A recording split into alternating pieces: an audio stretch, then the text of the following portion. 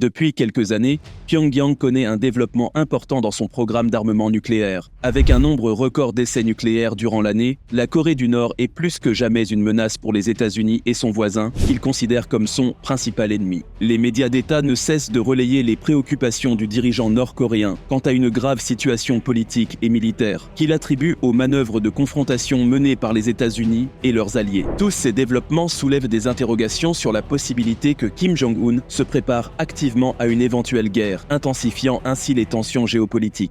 Dans cette vidéo, nous examinerons les récentes déclarations du dirigeant nord-coréen et leurs implications afin de mieux comprendre les enjeux géopolitiques liés à la Corée du Nord et aux relations internationales. Pour Kim Jong-un, une guerre peut éclater à tout moment. Durant l'année écoulée, 2023, Kim Jong-un, le leader nord-coréen, a émis de nouvelles menaces de frappe nucléaire contre Séoul et a ordonné au dernier trimestre de l'année une accélération des préparatifs militaires en vue d'une possible guerre imminente sur la péninsule, selon le rapport de l'agence d'État KCNA, l'agence centrale de presse coréenne. Ces déclarations ont été faites à la suite d'une réunion de 5 jours du comité central du Parti des travailleurs de Corée, où les grandes orientations stratégiques du pays sont définies. Lors de son discours, Kim Jong-un a ouvertement critiqué les États-Unis, ce qui n'est pas tout à fait nouveau, concluant ainsi la réunion du parti au pouvoir. L'annonce de projets militaires futurs a également été faite, comprenant le lancement de 3 nouveaux satellites espions en 2024, la fabrication de drones et le renforcement des capacités de guerre électronique, comme le rapporte l'agence de presse KCNA. Malgré des échecs en mai et juin, la Corée du Nord a réussi à mettre en orbite son premier satellite d'observation militaire en novembre. Et à ce propos, selon les renseignements sud-coréens, la Corée du Nord aurait bénéficié d'une aide technologique décisive de la part de la Russie, après la visite de Kim Jong-un en septembre et sa rencontre avec le président Vladimir Poutine. Cette collaboration aurait permis la mise en orbite du satellite Malekgyeong-un. Les autorités sud-coréennes estiment qu'il s'agit d'une menace croissante et expriment leur inquiétude face à cela. Malgré les nombreuses résolutions de l'ONU le lui interdisant,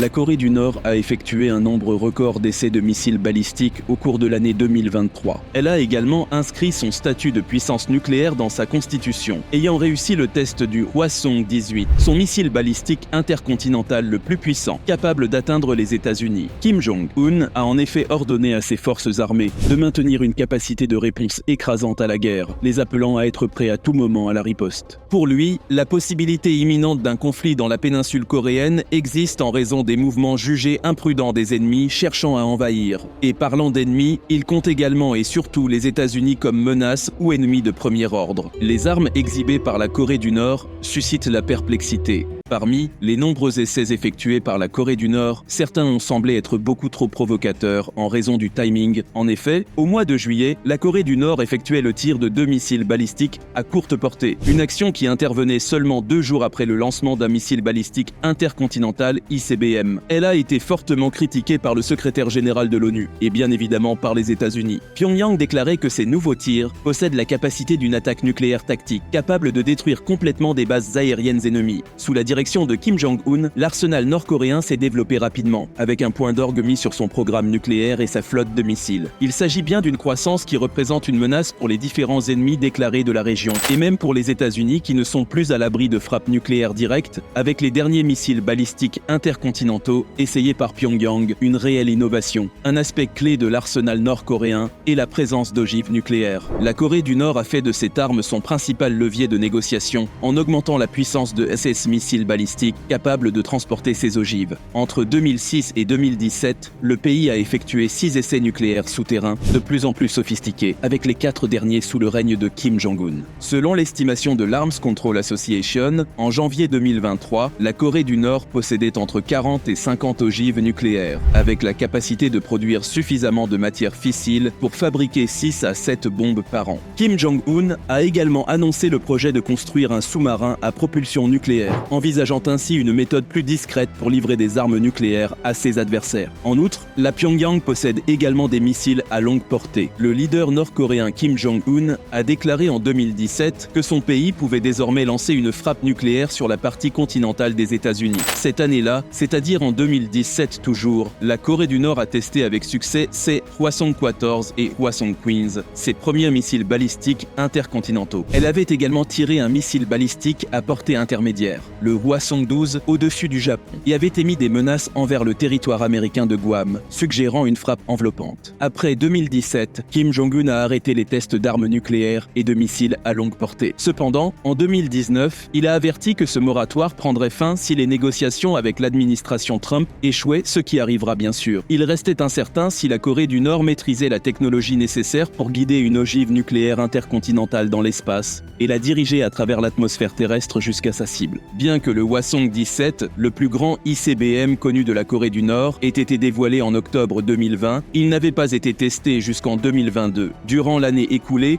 2023, le Hwasong-18 a été testé, le tout nouveau missile balistique intercontinental du pays, un missile à combustible solide qui utilise du propergol sous forme solide. En ce qui concerne le programme de missiles balistiques à courte portée de la Corée du Nord, il a connu d'importants progrès depuis 2019. Après l'échec des pourparlers entre Kim et Trump, le pays a relancé ses essais de missiles, se concentrant sur 3 nouveaux missiles à combustible solide, plus faciles à transporter, dissimuler et préparer rapidement par rapport aux missiles à carburant liquide. 2 de ces missiles peuvent effectuer des manœuvres à basse altitude, rendant leur interception plus difficile. La Corée du Nord a également stocké des milliers de tonnes d'agents d'armes chimiques et biologiques, prêts à être lancés avec ces missiles. En octobre 2022, Kim Jong-un annonçait une nouvelle doctrine de défense autorisant les attaques préventives. Il a identifié 5 scénarios justifiant de telles attaques. Cela comprenait la préparation finale à une attaque nucléaire ou non, une menace en préparation contre les dirigeants de l'État ou le commandement de SE forces nucléaires. En novembre 2022, il exprimait son intention de doter la Corée du Nord de la plus puissante force stratégique du monde. Kim Jong-un entend être toujours en alerte, prêt à dégainer, et ces menaces à l'endroit de la Corée du Sud ne cesseront pas de sitôt, car il a encore récemment annoncé anéantir son voisin. Et oui, la Corée du Sud est entrée en 2024 avec une menace d'anéantissement de la part de Pyongyang, anéantir l'ennemi. C'est après les récents exercices militaires près de la frontière maritime contestée que le dirigeant nord-coréen a décidé d'intensifier ses précédentes déclarations, appelant à une dissuasion nucléaire renforcée. Rappelons que ces manœuvres qui ont débuté tout au début du mois de janvier marquent l'une des escalades les plus significatives de tensions entre les deux Corées depuis 2010, lorsque Pyongyang avait bombardé l'île de Yonpyong, causant la mort de 4 personnes. Ce dernier jour, Kim Jong-un a réitéré la volonté de détruire la Corée du Sud, désignée comme le principal ennemi du pays. Et d'habitude, il n'a manqué de mettre aussi les États-Unis en garde, leur promettant le chaos s'ils l'envahissent. Accompagné de hauts responsables du parti et de l'armée, Kim Jong-un a visité des usines de munitions et a souligné l'importance de renforcer les capacités militaires d'autodéfense et la dissuasion nucléaire. Des images diffusées montrent Kim devant des lanceurs de missiles balistiques à courte portée, potentiellement équipés de capacités nucléaires. Kim Jong-un a déclaré que la Corée du Nord ne déclenchera pas un conflit de manière unilatérale, mais n'a pas l'intention d'éviter la guerre. Il a qualifié la Corée du Sud d'État le plus hostile à la Corée du Nord, ne craignant aucunement une escalade des tensions. Pour lui, toute tentative hostile ou inappropriée pourrait entraîner des événements fâcheux. Pyongyang compte bien faire abattre l'apocalypse sur Séoul ou Washington s'il est envahi. Et pour cela, tous les moyens seront bons à être employés, y compris la force nucléaire en cas d'urgence. Il serait visiblement peu dire d'affirmer que Kim Jong-un est passé en mode agressif en ce début d'année 2024. Son discours marque un changement notable dans la politique nord-coréenne, qui qualifie pour la première fois la Corée du Sud d'ennemi principal et signalant une évolution vers une approche ultra-agressive envers Séoul.